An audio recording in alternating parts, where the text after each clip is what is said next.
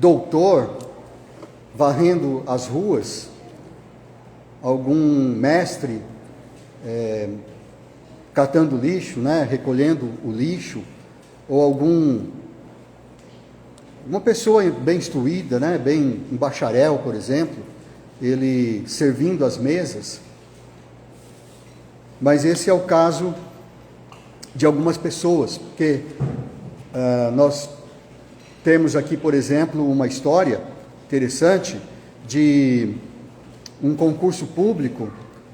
Isso foi lá em 2009, mas a gente pode trazer isso para a nossa época, em que concorreram a 1.400 vagas para gari.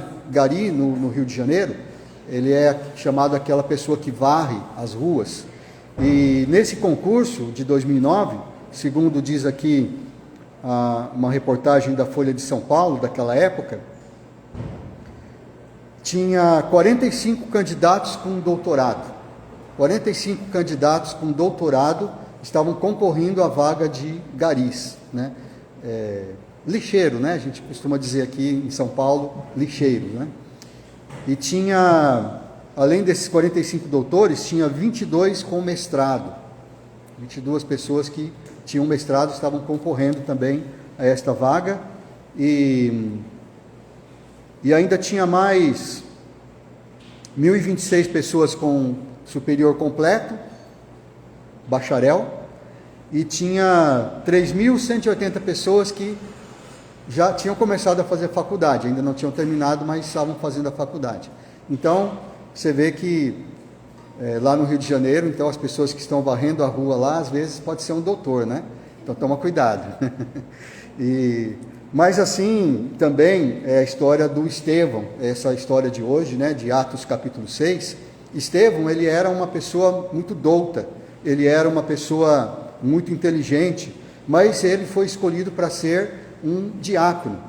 Então lembra da história lá em Atos, quando os apóstolos, eles estavam preocupados, porque as pessoas, eles não estavam conseguindo fazer bem as duas coisas. Eles serviam as mesas e ao mesmo tempo eles pregavam a palavra de Deus, ensinavam, e estava começando a ter rumores ali, já estava começando uns burburinhos na igreja. Você está esquecendo os helenistas, aqueles que não são judeus, né? Você está esquecendo certas viúvas, né? E aí eles falaram, bom, a gente não consegue dar conta de tudo isso, então vamos escolher aí 7, vamos escolher 7 diáconos, né? Diácono é aquele que serve para que nós, então, possamos ficar mais livres. Eles vão cuidar disso, eles vão cuidar melhor que nós, porque eles vão se preocupar só com isso, e nós vamos nos dedicar mais à palavra. Isso foi isso que Pedro, né, que estava liderando naquele tempo, ele disse isso e todos acataram, e foi assim. E o Estevão era um desses diáconos. O Estevão tinha também o Filipe, lembra aquele que evangelizou o tesoureiro da rainha dos etíopes? E tinha outros lá que também não são muito destacados, mas com certeza também eram fiéis, porque para ser diácono, aqueles que eles escolheram tinham que ser pessoas que tinham demonstrado grande fidelidade entre os irmãos. Estevão era um desses, mas ele era um diácono, era aquele que servia as mesas.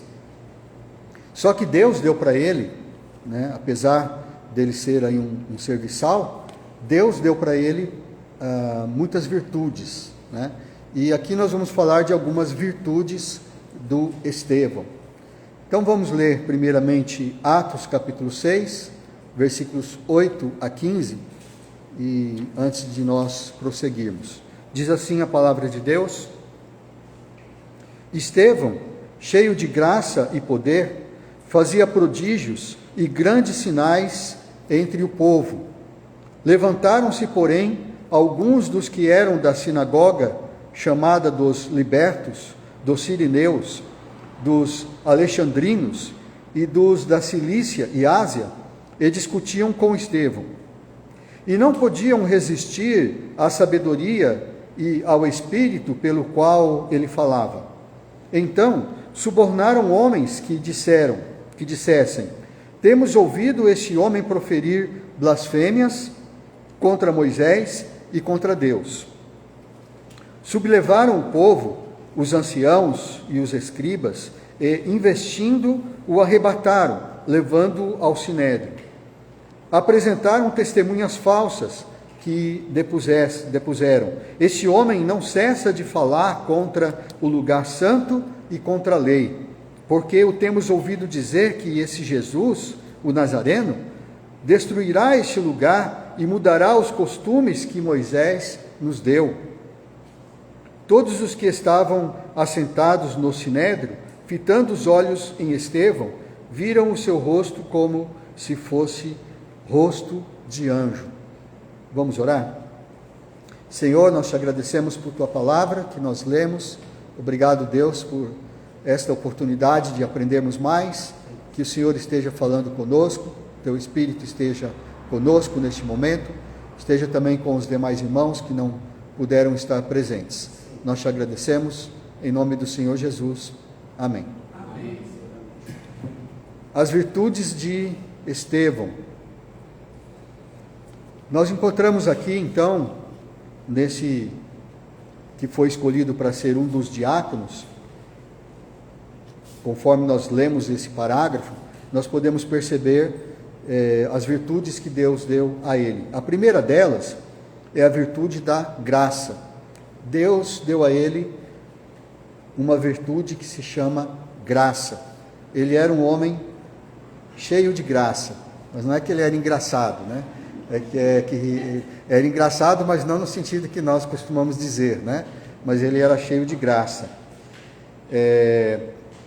Essa virtude ele tinha junto com outros dons, né? Ele tinha poder. Aqui no versículo 8 diz que ele tinha graça e tinha poder. Ele fazia prodígios e fazia grandes sinais. Isso quer dizer que Deus deu a ele dons de curar pessoas, dons de fazer milagres. Ele tinha esses dons, mas tudo isso ele fazia tudo isso com graça, com a graça que Deus também deu a ele. Então, o que se destacou mais aqui foi a virtude da graça. A graça, como nós sabemos, ele é um fruto coletivo do Espírito Santo. Ele é um fruto que é dado à igreja em geral, a todos aqueles que creem em Jesus. Lembrando daquele versículo de Efésios, capítulo 2, versículos 8 e 9. Porque pela graça sois salvos mediante a fé, e isso não vem de vós, é dom de Deus, não de obras para que ninguém se glorie. Então a graça todos nós temos que ter, porque senão não somos salvos, né? É só pela graça de Deus que nós somos salvos. E esta graça, ela transborda.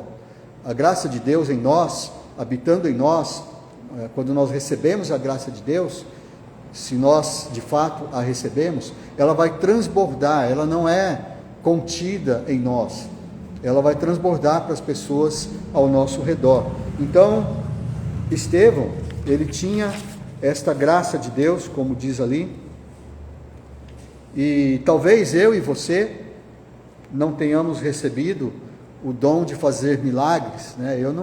Que eu saiba, eu não fiz nenhum milagre ainda, né?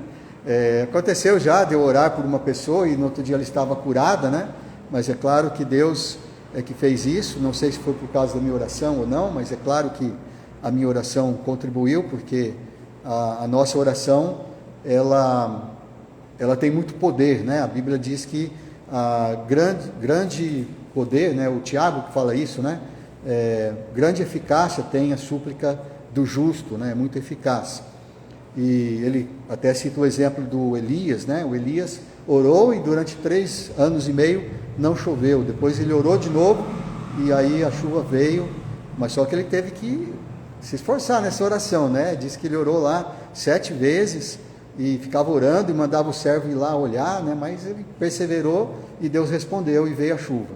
E ele então, o Tiago compara e ele fala, ele era um homem igual eu e você. Ele era um homem sujeito às mesmas paixões que nós. Então, tanto que depois dessa grande graça, né, dessa oração né, ele fez outras coisas também, outros milagres ali, né, ele ficou meio deprimido, né, e ele fugiu da Jezabel, né, e aconteceu muitas coisas. Então, a oração é importante, mas se eu falar assim que eu posso curar alguém, né, que está na rua lá, que é aleijado, que é cego, né, não, mas o Estevão, ele podia fazer coisas assim. Não sei se ele curou algum cego, algum coxo, a gente sabe que o Pedro curou, né, ressuscitou inclusive, né, uma pessoa, Dorcas, né, e do Estevão a gente não sabe, mas sabe que ele fazia, que diz que ele fazia muitos sinais, muitos milagres, né, mas isso era acompanhado da graça. Esse dom, eu e você certamente temos, né, assim como Estevão tinha esse dom, essa virtude da graça, eu e você, se somos crentes em Cristo, se temos recebido Jesus como nosso Senhor, nosso Salvador, nós temos também essa virtude. A graça, ela é traduzida dessa forma de uma palavra grega chamada charis. Certamente você já ouviu falar essa palavra charis, que é a origem da palavra carismático, por exemplo, né? Uma pessoa carismática, então vem dessa palavra charis. E em Atos capítulo 2, versículo 47, que nesse mesmo livro, um pouco atrás, né, no capítulo 2, versículo 47, essa mesma palavra charis é traduzida como simpatia.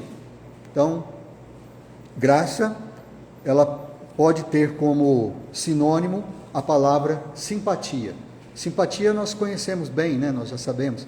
Fulano de tal é uma pessoa simpática, né? Eu gosto de conversar com uma pessoa porque ela é uma pessoa simpática. Então, uma pessoa simpática é uma pessoa que tem graça, que você gosta de conversar, que você gosta de estar perto daquela pessoa. É o oposto de uma pessoa antipática, né? Quando a pessoa é antipática, nós não queremos muito estar perto dela. Então, Atos 2,47 diz que Deus, ele, continuando, né, o texto que está dizendo lá, né, que a igreja estava louvando a Deus e contava com a simpatia. Então, essa palavra simpatia é charis, né, a mesma palavra que aqui no nosso texto foi traduzido como graça. Então, contava com a simpatia de todo o povo, contava com a graça de todo o povo. O povo gostava de ver os irmãos reunidos, né, os irmãos ali, procedimento deles. A graça de Deus em nós, existindo em nós e transbordando, ela é um grande instrumento de evangelização. Tem uma história contada por John Walker. Ele escreveu um livreto chamado Evangelismo e Comunhão Cristã. Ele escreveu isso mais ou menos na década de 1970. Ele fala da história de um irmão, de um cristão zeloso, que foi conversar com um rabino judeu, e ele perguntou para o judeu, para esse rabino: Senhor rabino, quando é que os judeus vão se tornar cristãos? Aí o rabino, ele respondeu: os judeus vão se tornar cristãos quando os cristãos se tornarem cristãos, né? Foi essa a resposta dele, né? Ele estava querendo dizer, ele explica aqui no livreto, né, que a intenção do rabino ao dar esta resposta é dizer que os cristãos, eles precisam também ser evangelizados, né? Porque aqueles que se dizem cristãos, muitas vezes não agem como cristãos. E se um cristão, ele agir como cristão, de verdade, ou seja, se ele deixar essa graça de Deus transbordar e ser uma pessoa que tem essa virtude da graça, que age com essa virtude, ele vai ser um grande instrumento de evangelização, porque às vezes não basta você falar, né? Não basta você entregar um folheto, não basta você convidar para ir à igreja, mas a convivência com as pessoas é muito importante. Às vezes fala até mais alto do que as próprias palavras, as palavras das nossas ações são gritantes, né? Mais do que às vezes as palavras ditas. Então Estevão, ele tinha esses dons de fazer sinais e milagres, mas ele utilizava tudo isso com o critério da virtude da graça. Isso se destacava nele, no Estevão. O Estevão também, ele tinha outra virtude, nós vemos aqui nos versículos 9 a 10, que é a virtude da sabedoria. Ele tinha sabedoria, isso é uma virtude que Deus deu a ele. Nos versículos 9 e 10, fala que alguns da sinagoga, chamada dos libertos, dos sirineus, alexandrinos, da Cilícia, da Ásia, ou seja, não eram ali de Jerusalém, não eram ali da Judéia, eram estrangeiros que viviam, que eram judeus ou eram prosélitos, né? Prosélitos eram aqueles que não eram judeus, mas se convertiam ao judaísmo. Então eles eram dessa sinagoga e eles então vinham de fora, eles eram, aqui diz que eles eram helenistas, né, em algum lugar. Então eles começaram a discutir com Estevão. Eles eram muito sábios, muito entendidos das Escrituras, só que aqui diz que eles não conseguiam, no versículo 10, diz que eles não podiam resistir à sabedoria e ao Espírito pelo qual ele falava. Então, no debate ele vencia. Quando ele ia debater, eles iam falar, mas na Bíblia está escrito isso, e aí ele fala, não, mas está escrito aquilo, e aqueles debates, né, todos, e ele sempre vencia os debates, e eles começaram a ficar bravos com ele, né? Não conseguiram vencer na palavra, então começaram a ficar violentos,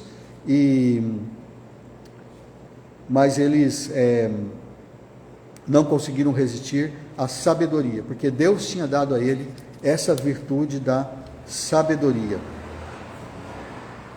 Deus, ele gosta de usar, né, tudo que nós temos, né, tudo que nós aprendemos, a nossa formação, para usar na sua obra, né? Deus não precisava disso, né? Deus pode nos dar tudo, mas Ele deixa que nós façamos algumas coisas, né? Por exemplo, a Bíblia, nós sabemos que a Bíblia é um livro inspirado por Deus. Inspirado significa soprado, é como se Deus estivesse ditando as palavras que são escritas. Então essa é a nossa doutrina já de milênios, que nós cremos nisso, que a Bíblia é de fato um livro, não é um livro qualquer, mas só que nós sabemos que a Bíblia ela foi escrita por aproximadamente 66 livros, escritos por aproximadamente 40 autores, né? E cada autor, ele tem uma característica. Tem autores que escrevem de um jeito, né? Tem outros que escrevem de outro. Por exemplo, nós temos o Tiago, né? Ele enfatizava as obras. O Paulo enfatizava a graça de Deus.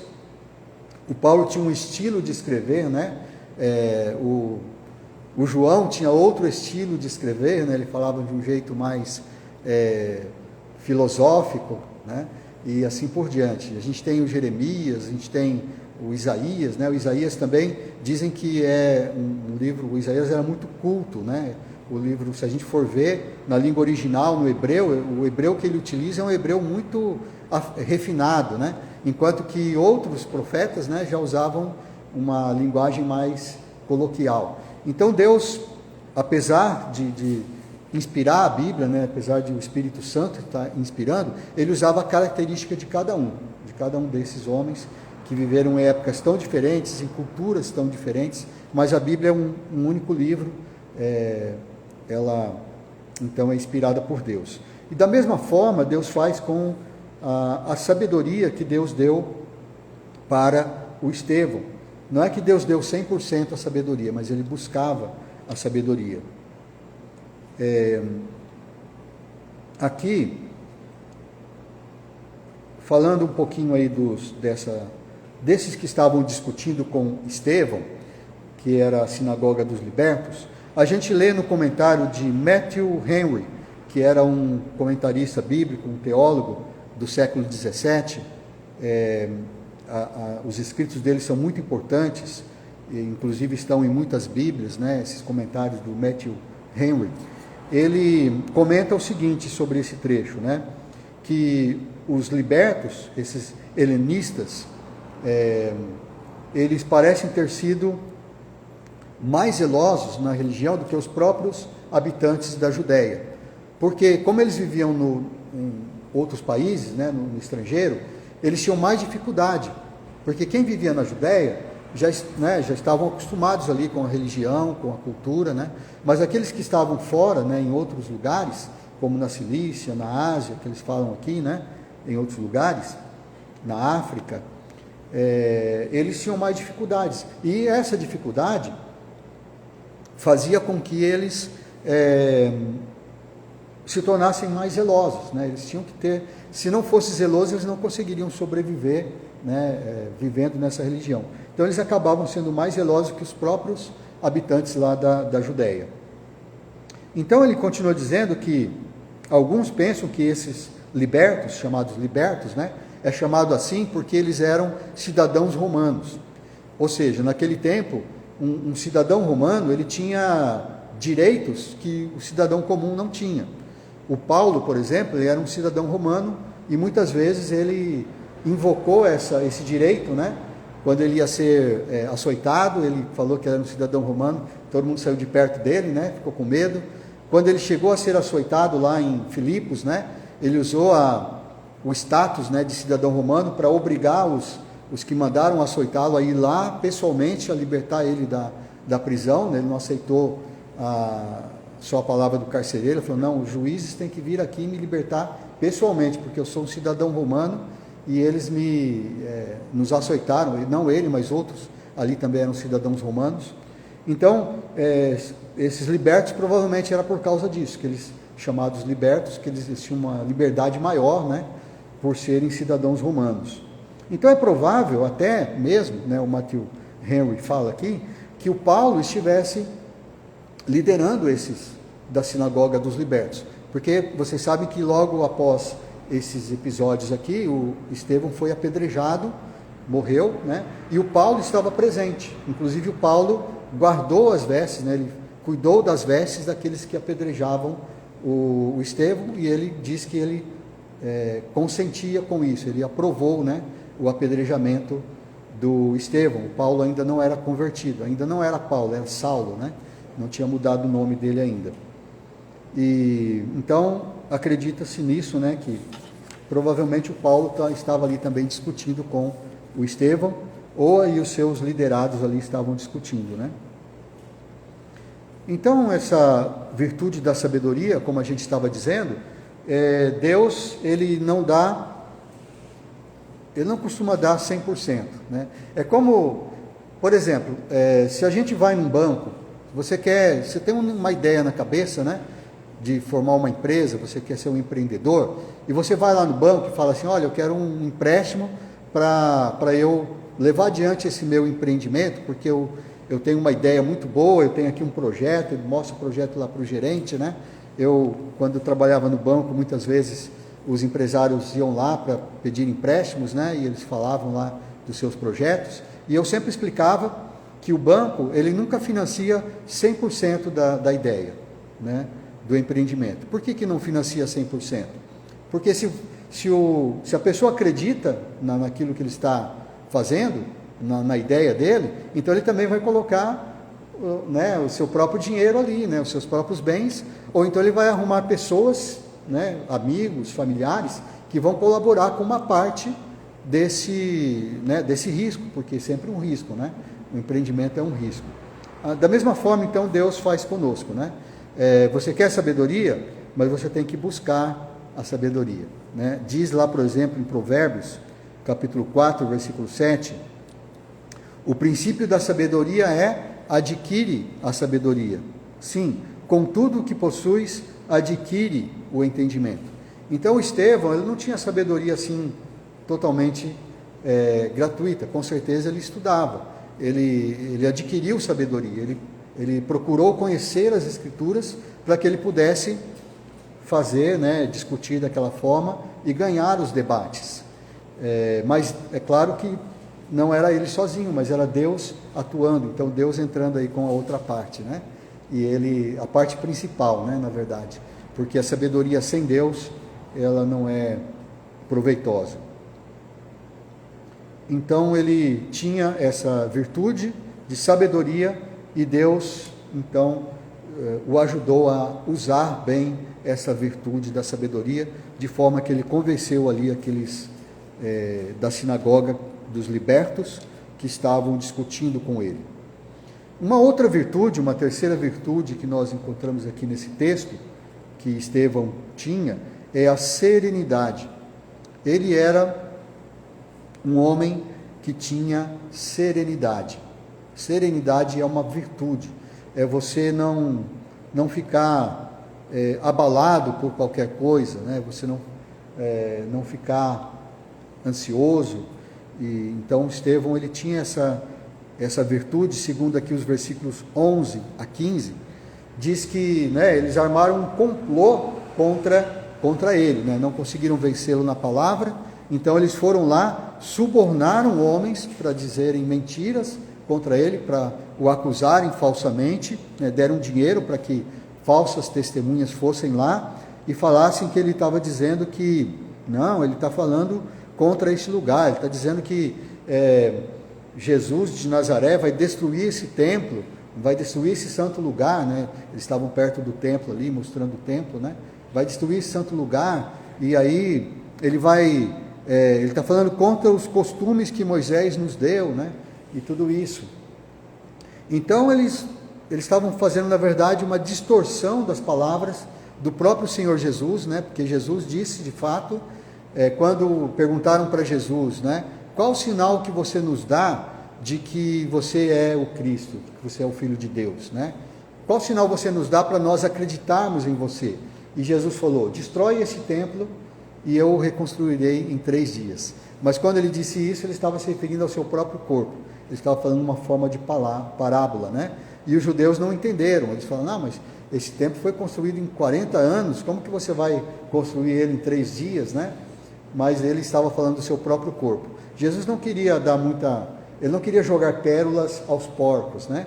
Ele estava dizendo isso depois, para quem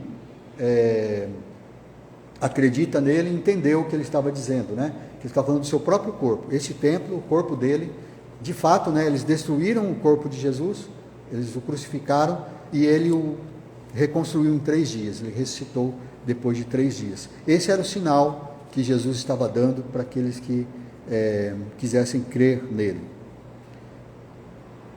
Mas então eles subornaram essas pessoas para dizer que Estevão estava falando coisas assim, estava dizendo contra o templo, contra Moisés e contra os costumes, né? Mas ele não estava abalado. Aqui diz no último versículo, no versículo 15, que todos os que estavam assentados no sinédrio, ou seja, os juízes que estavam ali para julgá-lo, eles olharam para o rosto de Estevão e viram o seu rosto como se fosse um rosto de anjo, né? Então ele estava sereno, e então ele tinha esta virtude da parte de Deus de serenidade. Voltando ali para o comentário de Matthew Henry, ele fala o seguinte sobre isso, que o Espírito de Deus, ele enchia o coração de Estevão, e quando ele estava lá perante o conselho, ele fez com que o rosto dele fosse visivelmente sereno, né? Que ele não estava abalado com tudo aquilo, né? Ele diz até, ele faz um comentário seguinte, que os juízes, isso é comum nos juízes, né? Que eles costumam olhar para o rosto do prisioneiro, para a expressão do prisioneiro, porque ela diz muita coisa. Então, quando você está interrogando alguém, quando a polícia interroga o delegado ou o juiz, né? Ele está interrogando alguém que é acusado de algum crime, de alguma coisa, ele observa as expressões faciais da pessoa, porque ela diz muita coisa, né? Então, quando uma pessoa está mentindo, ou quando uma pessoa está omitindo alguma coisa, às vezes dá para você perceber no rosto da pessoa. Então eles observam isso. Então aqueles juízes estavam observando o rosto de Estevão, e aqui diz que o rosto dele parecia um rosto de anjo. O que será que quer dizer isso, né? Então Matthew Henry fala, pode ser que essa expressão ela esteja significando que ele tinha um semblante extraordinariamente agradável, né? Extremamente agradável, que era uma indicação da inocência dele, que tudo aquilo que estavam falando contra ele não era verdade, porque se fosse verdade ele estaria abalado, né? Então pode ser que seja isso. Ou também, ele dá essa possibilidade, né? Pode ser que houve ali um milagre, como houve, por exemplo, na transfiguração de Jesus, né? Que ele ficou com as vestes resplandecentes, né? Ou como, por exemplo, quando Moisés descia lá do Monte Horebe, né? Para falar com o povo, e o seu rosto estava brilhando, né? Alguma coisa assim. Mas o fato é que ele tinha serenidade, ele estava prestes ali a ser condenado à morte, pessoas o estavam acusando injustamente, mas o seu rosto estava sereno, como um rosto de anjo. E quando a gente vê isso acontecendo com outras pessoas, por exemplo, na Bíblia, a gente tem a história do Caim, né? O Caim diz lá em Gênesis 4, de 3 a 6, que ele ofereceu do fruto da terra uma oferta ao Senhor, enquanto o Abel ofereceu das primícias do seu rebanho. E Deus se agradou da oferta do Abel, né, do Abel e da sua oferta, mas não se agradou do Caim e da sua oferta. E quando aconteceu isso, o Caim, diz aqui no versículo 6, que descaiu-lhe o semblante, né, ele ficou com o semblante descaído, e Deus foi falar com ele e falou: por que você está irado? Por que o seu semblante está descaído? Então Deus estava olhando para o rosto dele, alguma coisa está errada. E a gente costuma dizer assim: por que você está emburrado, né? Por que você está amuado hoje? O que está acontecendo, né? Então o semblante descaído. Tem a história também do Jacó e do Labão. O Labão era o sogro do Jacó, né? E quando o Jacó, tem toda aquela história, né? Que ele se casou. O Jacó, dizem que ele era analfabeto, né? Porque ele amou Raquel e não Lia, né? Por isso ele era analfabeto, né? Mas é uma brincadeira, né? Porque a Lia, ela foi oferecida, ele não amava, ele amava a Raquel, mas o Labão falou: não, primeiro você tem que casar com a Lia, né? Que era a primogênita. E aí ele acabou se casando com as duas, né? E aí, né, ele foi tendo filhos e tudo, mas chegou um tempo em que o Jacó, ele falou assim: eu vou embora agora, né? Já chegou a hora de eu ir embora, né? E aí o Labão falou: não, fica mais, né? Fica mais um tempo, eu vou te dar um salário melhor, né? E tal. E aí ele falou assim: então você não precisa me dar salário, você vai me dar as ovelhas que forem, né, malhadas e negras e tudo isso fica para mim, as outras fica para você, e aí Deus é que vai fazer justiça então em tudo isso. E aconteceu que Deus foi abençoando Jacó, em que, né, as ovelhas malhadas, as ovelhas negras e tudo eram maiores do que as outras, né? Mais sadias, e o Labão foi empobrecendo e o Jacó foi se enriquecendo, né? E aconteceu tudo isso, toda aquela história, né? Chegou um momento que o Jacó começou a observar, diz aqui em Gênesis 31, 2, que ele observava no rosto do Labão que ele já não estava mais tão contente com o Jacó, né, estar ali. Ele já começou a ficar preocupado só de ver as feições do rosto de Labão, já mostrava que ele não estava contente, que ele estava planejando alguma coisa, e foi aí então que o Jacó chamou lá a Raquel e a Lia, explicou a situação, e resolveram então sair meio fugidos de lá. E também diz em 1 Samuel 1,18, da Ana, né? A Ana era a mãe do Samuel, e ela então estava orando para ter um filho, ela estava sempre triste, enquanto a Penina, que tinha filhos, ficava zombando dela, e o marido, né, da Ana, que era, esqueci o nome dele agora, se alguém lembrar pode me falar, Eucana, né? Eucana, ele era o marido da Ana. Ele fala: por que você está triste, né? Não fica triste, eu sou melhor do que 10 filhos, né? Ele não entendia o sentimento da Ana, que queria ter um filho. Mas diz lá em 1 Samuel 1,18, que quando Deus respondeu a oração, o seu semblante não era mais triste, não ficou mais triste. Então, o seu semblante já melhorou, já estava alegre, né? E ainda para completar essa questão aí, né, em Provérbios 15, 13, diz que o coração alegre aformoseia o rosto. Você tem um coração alegre, seu rosto vai mostrar isso, né? Você vai ficar mais... Você quer ser bonito? Então tenha o coração alegre, né? Quem tem o coração alegre, ele se torna mais bonito, o rosto aformoseia o rosto. Então Estevão estava assim, quando eles olharam para ele, né, naquele tribunal, sendo acusado, prestes ali a ser condenado à morte, não qualquer tipo de morte, né, por apedrejamento, ele estava assim, com o rosto como de anjo. Então ele tinha essa virtude da serenidade. A gente viu aqui então um serviçal, né, um diácono, uma pessoa que varria, né, que oferecia nas mesas, que fazia, se fosse hoje em dia, né, ele lavaria a louça, né, ele lavava a louça, ele ia, né, cuidar das coisas mais básicas ali na igreja, mas ele era um homem, não era um homem qualquer, ele era um homem que tinha virtudes dadas por Deus, né? A virtude, a gente viu aqui, da graça, virtude da sabedoria e virtude da serenidade. Pelo menos essas 3 virtudes, né? Mas ele tinha outras também. Deus, então, ele tem dado à igreja, né? Assim como ele deu a Estevão, ele tem dado à igreja, né, a cada um de nós, dons também. Cada um tem um dom, cada um tem um tipo de dom, e ele quer que nós usemos esses dons com o critério da graça. Ele quer que nós transbordemos esta graça, que é um grande instrumento de evangelização, para que pessoas, né, sejam convertidas, vendo o nosso procedimento. E quanto à sabedoria, então, Deus quer que nós façamos um investimento na sabedoria, né? Que falta, né? O Tiago mesmo fala, se alguém necessita de sabedoria, peça a Deus, que a todos dá liberalmente, nada lhes impropera, nada nega, né? Mas nós precisamos buscar a sabedoria. E também a graça, né? Às vezes a gente precisa se esforçar para dar um sorriso, né?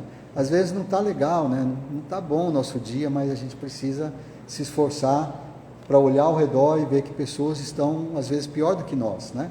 E um sorriso faz muita diferença, às vezes. Simpatia, né? Graça lembra da simpatia, né? De ter graça. E qual é o rosto sereno, né? O rosto sereno, então, seria nós confiarmos, né? Não andarmos ansiosos, né? Mas confiarmos em Deus, e isso também vai nos ajudar com tudo isso. Amém? Que Deus nos ajude, né? Que possamos ser como Estevão, e espero que não sejamos apedrejados como ele, né? Mas nós vamos passar por muitas dificuldades, e nessas dificuldades vamos lembrar que Deus nos tem dado capacidade para passarmos por tudo isso. Que Deus nos abençoe. Vamos terminar com uma oração. Vamos ficar de pé para nós orarmos. Pedir para o Alcir, por favor, nos dirigir uma palavra de oração. Oremos.